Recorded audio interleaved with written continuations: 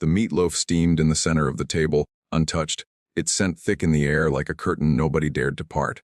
The fork in my hand hovered above my plate, steady as a suspended verdict. Across from me, Terry leaned forward, eyes sharp, his knuckles rapping a steady rhythm against the oak as though he were keeping time for his own impatience. 2,000, Dad, he said, his voice deceptively calm. This month, just to get us through. The words dropped like lead into the silence. Zella sat beside him, her shoulders curled inward, fingers working at the thin band of her wedding ring until it spun in circles on her hand. Her eyes shimmered with fatigue, mascara bruising the skin beneath them. She didn't speak, but every twist of her ring was a plea in motion.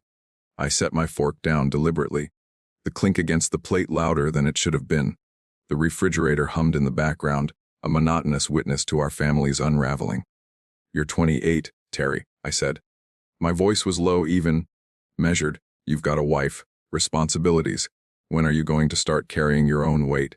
The question hung between us, heavy as the air before a storm. Terry's jaw tightened. He leaned back, but the table still vibrated from the echo of his tapping. You think this is about laziness? About pride? His tone cracked. Mom would have understood. She would have helped. The mention of Martha was a knife slid under old scar tissue. My chest tightened, and for a moment I couldn't find breath. Martha's absence always found its way into the room, uninvited yet unavoidable. She'd been gone 5 years, but her name still carried power, especially when weaponized by our son. Zella's breath caught. She pressed her napkin to her face, muffling a sob. The sound cut sharper than Terry's demand. Don't bring your mother into this, I said, my control thinning. Terry surged to his feet, the chair legs scraping the floor with a violent shriek. Shadows from the overhead light carved hard lines across his face, making him look older, harder, a stranger who wore my son's features. You've got money sitting in accounts, he accused, voice trembling with anger or desperation? Maybe both. What's the point of saving if you can't even help your family when they need it? I pushed my chair back slowly, the weight of it dragging across the linoleum like a warning. My eyes locked on his, steady against the storm brewing in his. I've given enough, I said, quiet but firm. I won't bleed myself dry so you can keep running from responsibility. For a long moment, none of us moved. The meatloaf cooled. The clock above the sink ticked louder than breath. And in that stillness, something shifted. A fracture invisible but final, like the first crack in ice before the plunge. This dinner wasn't just another argument. It was the beginning of something neither of us could take back. The stairs groaned beneath my weight as I left the dining room, each creak sounding like the house itself disapproved of my retreat. Downstairs, voices rose again. Terry's anger sharp, Zella's sobs soft but relentless. Their words blurred into a rhythm I'd grown too familiar with: demands, apologies, promises, collapse. In my bedroom, the lamp cast a warm pool of light across the nightstand. Martha's photograph sat there, the same way it had for 5 years, her smile frozen, her eyes bright, the blue dress she wore on our anniversary cruise forever vibrant. I reached for the frame, tracing her cheek with my thumb. You would have known what to do, I whispered. But I could almost hear her voice, firm yet gentle, reminding me of the last conversation we had before the hospital took her away. Don't keep rescuing him, Ree. Someday he has to fall on his own. The memory clung to me like smoke. I opened the drawer beside me, the wood sticking slightly as if resisting the truth inside. Loan papers, credit statements, agreements signed in moments of weakness, each one bearing my name in desperate ink. $47,000. That was the tally. My life's work leaking out in slow drips to feed Terry's endless emergencies. A wedding deposit that went unused. A security deposit for an apartment they never moved into. Medical bills for headaches stress could explain, but tests still demanded I cover. Each favor had cost me more than money. They'd cost me the fishing trip to Alaska, the vintage Harley I restored with my own hands, nights of rest traded for overtime shifts, all given, all forgotten. I leaned back on the bed, springs groaning under the weight of exhaustion. In the half-light, I caught my reflection in the mirror above the dresser. Gray hair, shoulders bowed, eyes hollow. When had I become a man who mistook sacrifice for love? Downstairs, a sudden crash snapped me from the thought. The sharp break of glass, Zella's muffled cry, then Terry's voice, low and urgent. Not the tone of a son comforting a wife. No, this sounded like planning, like secrets whispered in a language of desperation. I moved to the doorway, listening. The words were indistinct, but the cadence was unmistakable: pleading, bargaining, instructing. My gut tightened. I stepped back into the room, sitting again beside Martha's picture.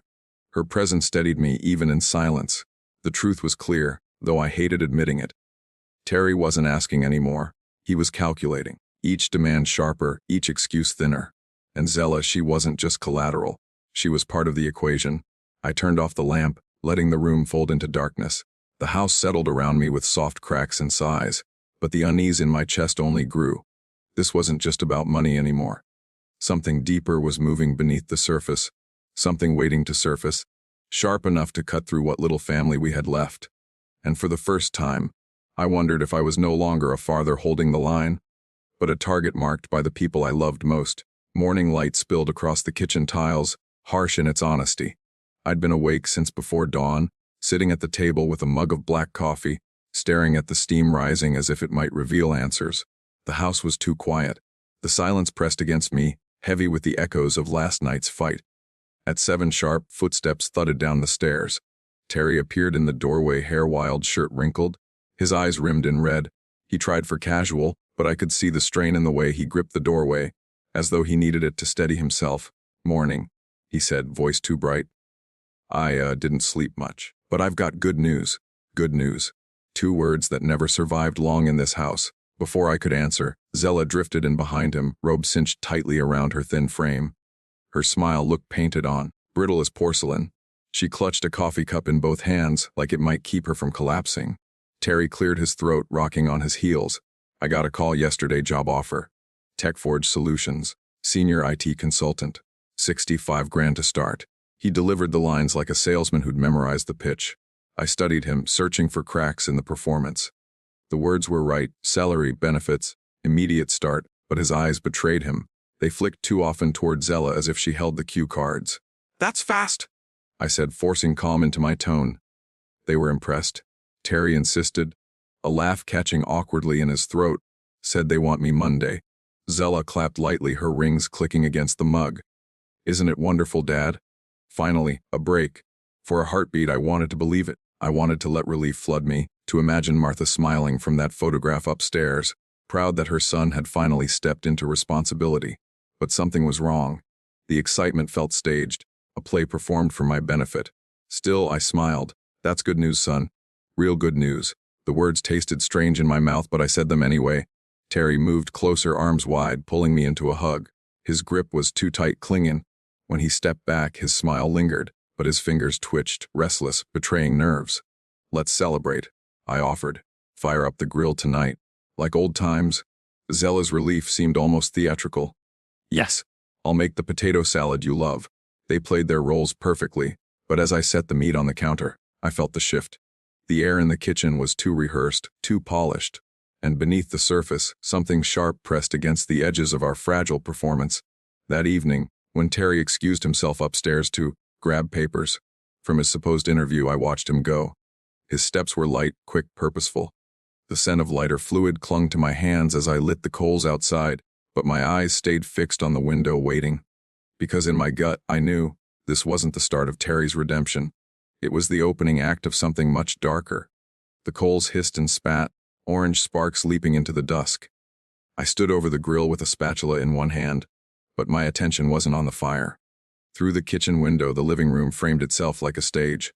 And there he was, Terry, crouched by my Navy work backpack, the one I carried to job sites every day. His movements were quick, furtive, the gestures of a man who wanted to leave no trace. He glanced over his shoulder, then unzipped the main compartment. My pulse hammered so loudly I could hear it in my ears. From his pocket, he pulled something wrapped in dark tissue paper. His hands trembled, but his precision was chilling. He slid it deep into the bag, nestling it among my gloves and tools. Then, just as carefully, he zipped the bag closed and stood, brushing his palms against his jeans as if erasing the evidence. The scene lasted less than a minute, but it felt like I'd watched him bury a body. I stepped back from the window, heart pounding, spatula clattering against the patio stones. Smoke from the grill stung my eyes, or maybe it was something else burning there. "Dad?" Terry's voice called from the doorway, forced cheer dripping from every syllable. "How are those coals coming along?" I forced air into my lungs, turning just enough to meet him with what I hoped passed for calm. "Almost ready?" I said. My voice sounded steady, but inside everything had cracked. He leaned against the railing, picture of ease, too casual, too rehearsed. The son who had demanded money hours before now smiled like a boy proud of a job well done. I couldn't stop seeing those hands slipping something into my bag. "Could you grab my gloves from the garage?" I asked, testing him, my tone light. His smile flickered. Barely, but enough. Then he recovered. "Sure thing, Dad." When he disappeared inside, I exhaled shakily, every muscle in my body taut. My mind screamed for answers, but fear held me still. What had he planted? Why me? The moment the upstairs pipes groaned, the sound of water running in the bathroom, I moved. Inside, the house felt unfamiliar, shadows stretching too long across the walls. My backpack sat where Terry had left it, ordinary, innocent. My hands shook as I unzipped it. Gloves, tape measure, notebook. And then, the foreign weight, wrapped in tissue exactly as I'd seen. I peeled the paper back, the crinkle deafening in the quiet. The ring caught the lamplight, blinding in its brilliance. A diamond the size of a knuckle, framed by smaller stones, set in platinum. Heavy, real? Worth more than anything my son had ever owned. I sank into the nearest chair, legs weak. The jewel burned against my palm, as though it carried every terrible answer I didn't want. Upstairs, Terry hummed to himself, a nervous tune masking intent, and I sat frozen in my own living room, holding proof that my son hadn't just asked too much of me. He had betrayed me, deliberately, completely. The night air had turned sharp by the time the sirens cut through it. Low at first, then swelling until the sound pressed against the walls of the house. Car doors slammed in unison. Voices carried with authority. I stepped onto the patio just as 3 uniformed officers rounded the corner, led by a woman whose expression brooked no argument. Her hand hovered near her holster. Police. Nobody move. Zella froze in the kitchen doorway, a salad bowl slipping from her grip. Lettuce scattered across the bricks like a celebration gone sour. Terry, though. Terry's face transformed. The mask of cheer dissolved, replaced by something electric. Anticipation. He pointed at me. No hesitation. No stutter. "That's him, officer." I saw the ring in his backpack. The words struck harder than any blow. For a heartbeat, the world tilted, smoke rising from the grill. Zella's theatrical gasp, the officers fanning out around me. "What ring?" My voice cracked against the weight of his accusation. "Officer Brooks." Her name badge caught the light, moved briskly toward the house. "Sir." Stepped back from the fire. I obeyed, spatula falling from my hand with a metallic clatter. Terry walked beside her like a guide, too comfortable, too detailed. "It's in the front pocket," he explained, eager, wrapped in tissue paper. I saw him put it there myself. The betrayal hollowed me out. My son's voice, once asking for bedtime stories, now delivering me to prison. But I said nothing. Inside, my belongings spilled across the coffee table under Officer Brooks's meticulous hands. Gloves, notebook, tools, no ring. Her brows knit. She checked again and again. "It has to be there," Terry insisted, desperation creeping in. His eyes darted to me, then to Zella, searching for rescue that wouldn't come. That's when I spoke, calm, steady. The voice of a man who had built his life on measurements, not illusions. "Officer, if you don't find it there, you might check my son's dresser drawer." "Middle one?" The air thickened. Terry spun toward me, panic raw in his eyes. "No, you can't. There's no reason to." But she was already climbing the stairs, her partner close behind. The silence stretched, broken only by Terry's ragged protests, his composure unraveling thread by thread, then footsteps, a drawer opening, and the sound of a plastic evidence bag crinkling as diamonds caught the hallway light. When Officer Martinez emerged holding the ring, Terry's face collapsed. The panic was no longer masked. "Terry Harlan, you're under arrest for filing a false police report and possession of stolen property." The handcuffs clicked, metallic and final. Zella's sobs turned real for the first time, mascara streaking down her face. But Terry's eyes stayed locked on mine as they led him away. Fury, disbelief, and, beneath it all, a plea I couldn't answer. I stood amid overturned furniture and cooling meat on the grill, listening to my son swear I'd ruined his life, even as evidence and truth wrapped around his wrists. And in that moment, I understood this wasn't just the end of his scheme. It was the burial of the boy I had raised. The courtroom was colder than I expected. Not in temperature but in spirit, like the wood-paneled walls had absorbed too many lives unraveling within them. I sat in a suit that didn't fit anymore, the same one I'd worn to bury Martha, and watched my son shuffle in wearing county orange. For a moment I almost didn't recognize him. Shackles dulled his swagger. His face, once quick with excuses, now sagged under weeks of confinement. He glanced my way, and for a flicker of a heartbeat, I saw the boy who used to fall asleep in the back seat after Little League. Then it was gone, buried beneath the man who had tried to destroy me, Mr. Harlan. The prosecutor's voice drew me forward. Describe what you observed.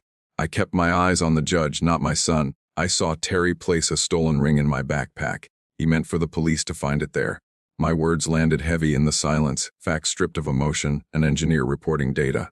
Still, they cut deeper than any accusation could. The defense tried to paint it as misunderstanding, a son protecting a desperate father. But then the footage appeared. Grainy security video from a jewelry store, Terry's face illuminated in the glow of shattered glass.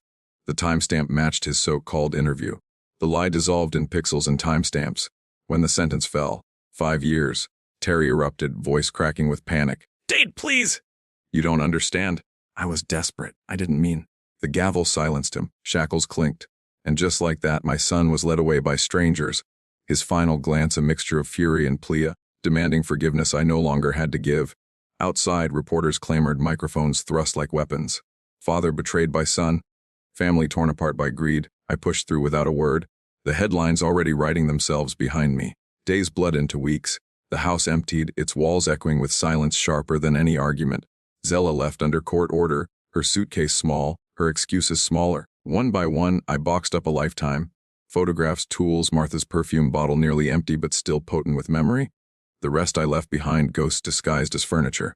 On moving day, I stood in the driveway where I'd once taught Terry to ride a bike, watching a younger couple sign papers with bright smiles. They saw promise in the house I could only see as a ruin. I loaded the last box into the truck bed and slid Martha's photo onto the passenger seat. Her smile held steady, an anchor in a world that had fractured beyond repair. The road west stretched open, the horizon painted in mountain blue. As Omaha shrank in the mirror, I felt something I hadn't in years, space in my chest, uncluttered by obligation or fear. I hadn't buried a son, I realized. I had released a ghost that had been haunting me long before the handcuffs. And as the miles disappeared under the tires, one truth carried me forward. Sometimes love means holding on, and sometimes it means letting go.